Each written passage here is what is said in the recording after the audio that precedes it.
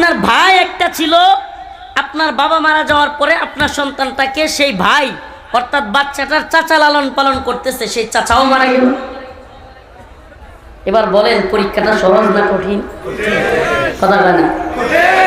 এবার আসেন, আস্তে আস্তে ওই সন্তান যার বাবা মারা গেল জন্মের আগে, মা মারা গেল জন্মের কিছুদিন পর, দাদা মারা গেলেন, চাচা মারা গেলেন, উনি যখন কিছুদিন পর বড় হলেন, সকলকে ডাক দিয়া বললেন, কুলু লা ইলাহা ইল্লাল্লাহ তুফলিহুন, তোমরা বলো আল্লাহ এক, অদ্বিতীয় কেউ নাই, তবেই তোমরা সফল কাম হবা।